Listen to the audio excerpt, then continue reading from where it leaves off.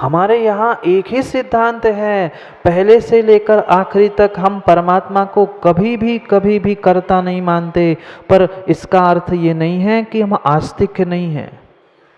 लोगों को यही भ्रम है कि कि भगवान को कर्ता नहीं मानते तो वे आस्तिक नहीं है। हम तो बहुत आस्तिक हैं, पर अंतर इतना है, हम भगवान को कर्ता बनाना नहीं चाहते।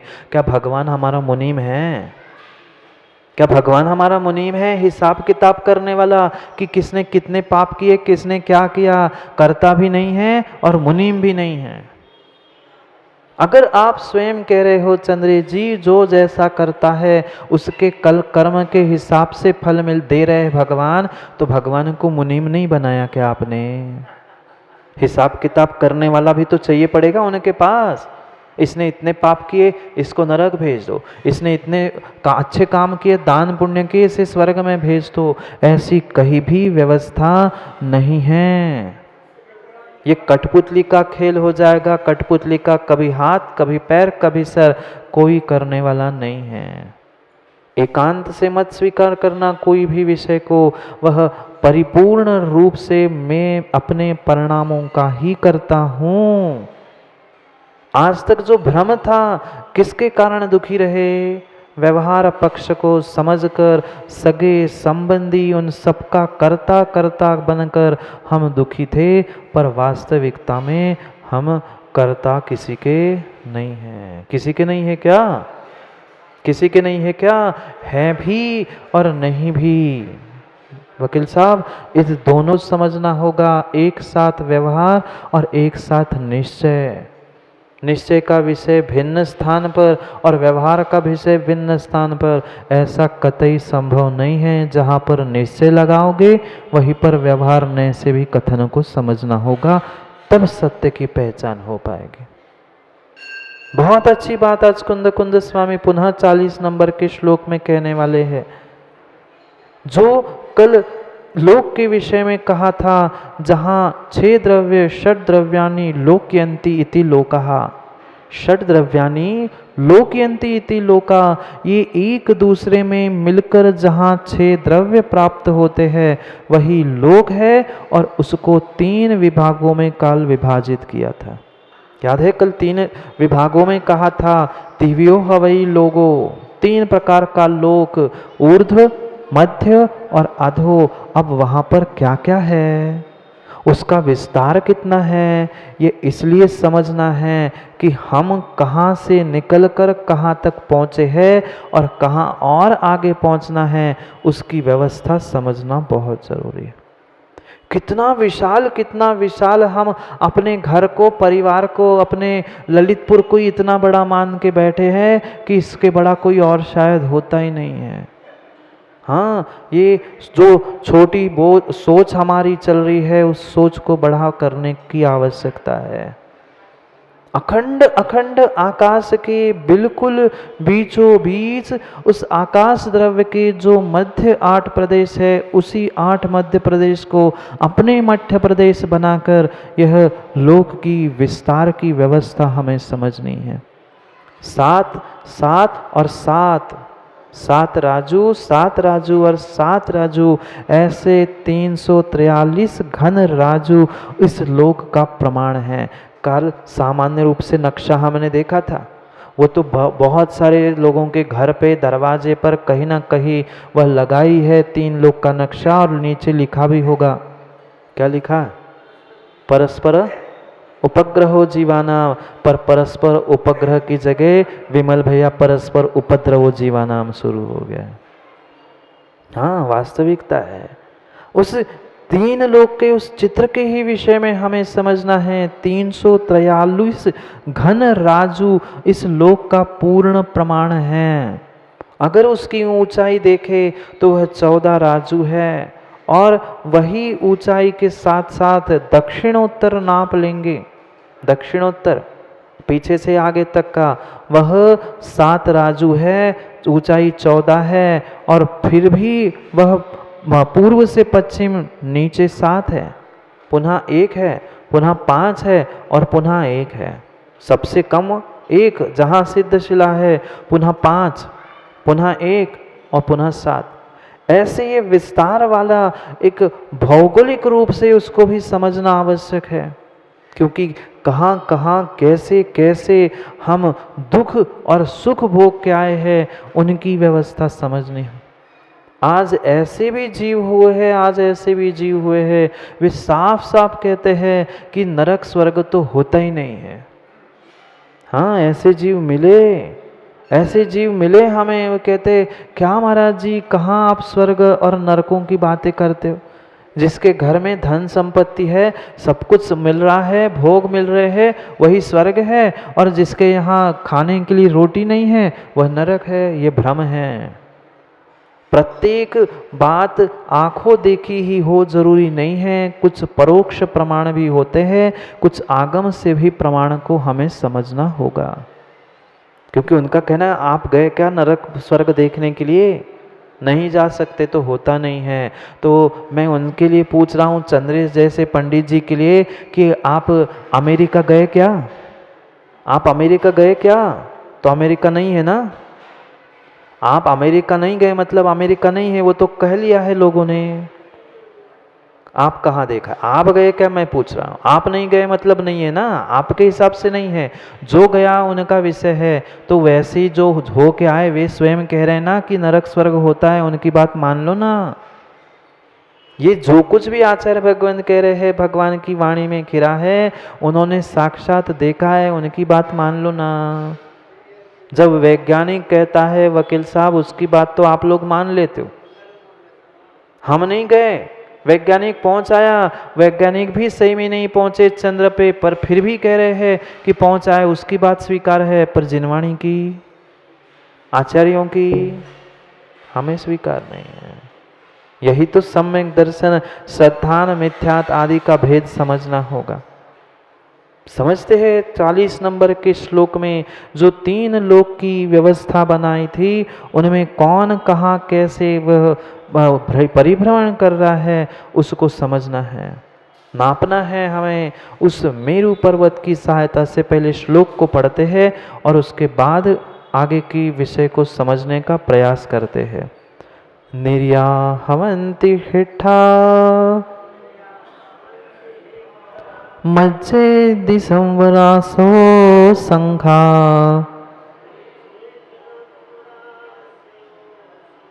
सगोति सटि भयो एतो उड्डयम हवे मोखो। कल जो 3 लोक बताए थे, कल क्या बताया था? ऊर्ध्वलोक, मध्यलोक और अधोलोक। अब ऊर्ध्वलोक, मध्यलोक, अधोलोक की क्या क्या व्यवस्था है, कितना क्या क्या वहाँ पर है, वह सब कुछ कह रहे हैं। क्योंकि वह प्रमाण भी समझना आवश्यक है। जब तक लोक का प्रमाण नहीं समझ में आएगा, तब तक आत्मलोक की ऊंचाई और आत्मलोक की गहराई समझ में आने वाली नहीं। इसलिए उस लोक की व्यवस्था समझनी थी। जो मध्य में, सबसे मध्य के लोक में लोकत्रयम मानितिति मेरु, अकलंग स्वामी ने श्लोक वार्तिक ग्रंथ में बहुत सुंदर सूत्र देते हुए कहा, जो मध्य में मेरु पर्वत है, वह मेरु पर्वत से ही इस लोक का नाप प्रमाण किया जाता है। क्योंकि 7 लोक ऊपर ऊर्ध्वलोक है, 7 राजू ऊपर ऊर्ध्वलोक है और 7 राजू नीचे अधोलोक है। फिर प्रश्न नहीं आ सकता क्या कि मध्यलोक कहाँ है? क्योंकि पूरा तो 14 राजू है, 7 ऊपर ऊर्ध्व हो गया, 7 अधो हो गया, बीच का मात्र 1,40,000 योजन प्रमाण मात्र मध्यलोक है। मात्र इतना ही मध्यलोक है। वह भी असंख्यात द्वीप समुद्रों से बना हुआ है। एक एक विषय को समझना है। निर्या हवंती हेठा मज्जे दीवम्बु रासोय असंख्या, असंख्यात वह जो मध्य लोक है, झल्लरी के प्रमाण है। झल्लरी जानते हो? डफली, मध्य लोक की बात चल रही है। झल्लरी के थाली के समान, डफली जैसी बजाने वाली होती है, उसके समान वह झल्लरी के समान यह मध्य लोक है। जो सबसे उस 3 लोक का मध्य भाग है, वह 8 मध्य भागों को स्थान बनाकर वह सबका प्रमाण मेरु पर्वत है, जो कि उस रत्न प्रभा पृथ्वी के ऊपर, भूमि के अंदर 1000 और ऊपर 99,000 और सबसे ऊपर 40, ऐसा उसका प्रमाण उस मेरु पर्वत का है। और फिर उसके आजू बाजू में 1 नहीं, 2 नहीं, 3 नहीं, ऐसे असंख्यात द्वीप समुद्र है, उसमें क्षेत्र भी है, नदी भी है, पर्वत भी है। सब कुछ व्याख्या त्रिलोकसार आदि से समझनी होगी। संक्षेप में हमने कार्यशाला में उस तत्वार्थ सूत्र की कक्षा में समझने का प्रयास किया था। समझो, एक एक स्थान को भी हमने प्राप्त किया, ऐसे असंख्यात द्वीप समुद्र, उसमें जन्म नहीं लिया होगा ना? क्या मात्र मनुष्य लोक में जन्म लिया? अन्य स्थानों में भी हम भटकते आए, कभी त्रस बनकर, कभी स्थावर बनकर। मनुष्य भी बने, कभी म्लेच्छ बने, पता नहीं क्या खाते रहे, क्या व्यापार करते रहे। ऐसे क्षूद्र भवों को, म्लेच्छ गोत्र को भी हमने प्राप्त किया, और पुनः पुण्य के उदय से कभी आर्य भी बने। कम से कम माँ, आज आर्य कुलों में, आर्य खंड में जन्म हुआ है, तो कर्म से म्लेच्छ तो हम ना बने, कर्मों से म्लेच्छ तो ना बने। जो म्लेच्छों के कार्य है, दूसरे की कटिंग करना, मुखों को सुंदर बनाना, जूते बनाना, बेचना, ये पूर्ण रूप से म्लेच्छों के कार्य है। किसी आर्य को ये शोभा नहीं देते। इसलिए विचार करना, इन स्थानों को पुनः पुनः प्राप्त नहीं करना है, तो उसकी विशालता को सोचकर अपनी बुद्धि की विशालता को प्राप्त करना है। मात्र ऊर्ध्वलोक के 1,40,000 योजन, जो बहुत राजू की अपेक्षा से छोटा है, सूक्ष्म है, उतना कम करके ऊपर ऊर्ध्वलोक है, और नीचे परिपूर्ण रूप से अधोलोक है। अधोलोक में नरक है, ऊर्ध्वलोक में स्वर्ग है, और मध्यलोक में मनुष्य और तिर्यंच है। मध्य दिवम भूरासो असंख्या, मध्यलोक में असंख्यात ऐसे द्वीप समुद्र है, जहाँ पर मनुष्य और तिर्यंच, इनका रहने का मुख्यता से निवास है। हम अन्य कुछ नहीं सोच रहे हैं, अपने निवास स्थान की खोज कर रहे हैं कि हमारा पता क्या है, हमारा एड्रेस क्या है। उस एड्रेस और उस पते की खोज कर रहे हैं। उस पते को पता करके कम से कम पते पर पहुँचे।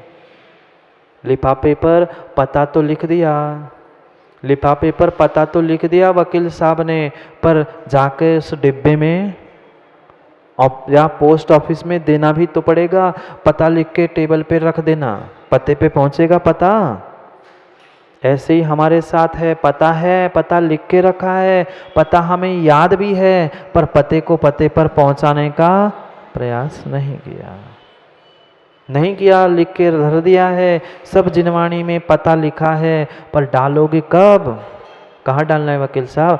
कहीं पोस्ट ऑफिस में जाकर नहीं डालना, अपने भीतर उस पते को डालो भी तो, तभी तो सिद्धालय के पते पर पहुंच पाओगे। उन तीनों लोगों की व्यवस्था इसीलिए समझा रहे कि जो पता है उस पते को पता करो और पते पर डाल दो, तो पते पर पहुंच जाओगे। नहीं तो लापता हो कि पते पे हो विमल भैया, भले ही पता है पर फिर भी लापता है। समझो क्यों लापता है? क्योंकि ज्ञान हमें नहीं है। उस ज्ञान के अभाव में अनादि से है भ्रमण कर चल रहा। मध्यलोक की व्यवस्था समझी। अब उसके ऊपर जो 63 पटलों के साथ स्वर्ग था, सग्गो 63 भयो। तीसरे चरण को देखो श्लोक में, सग्गो 63 भयो। जो स्वर्ग है वह 63 पटलों के द्वारा बना हुआ है। वे 16 स्वर्ग, फिर ग्रहवेक, अनुदेश, अनुत्तर, फिर उसके ऊपर एक बाल अंतर छोड़कर सिद्धशिला। कितना अंतर है चंद्रेश जी? एक बाल से वह संसार से मुक्त हो गए और हम एक बाल नीचे संसारी है। भले ही सर्वार्थ सिद्धि का जीव क्यों ना हो, अगले पर्याय में भले ही उसे निर्वाण को प्राप्त करना है, पर 33 सागर तक मां संसारी, 33 सागर तक तो संसारी है ही। जब तक वह मेरु पर्वत के एक बाल हम नीचे है तब तक मध्य लोक है, और मेरु पर्वत की चूलिका के मात्र एक बाल ऊपर वह पहला विमान है, वह पहले पटल के देवों का। ये 63 पटल हमने ये लगभग कार्यशाला में बहुत सारा विषय विस्तार से समझने का प्रयास किया था। वह एक पटल 63 पटलों से बना हुआ यह स्वर्ग है, और उस स्वर्ग के एतो उड्ढई हवई मोक्षो, फिर उसके ऊपर उसके एक बाल ऊपर सर्वार्थ सिद्धि के बिल्कुल एक बाल ऊपर परिपूर्ण रूप से जहाँ मुक्ति को प्राप्त करने वाले जीव रहते हैं, वह क्या है? मोक्षो। वहाँ पर मोक्ष रूपी सिद्धशिला है।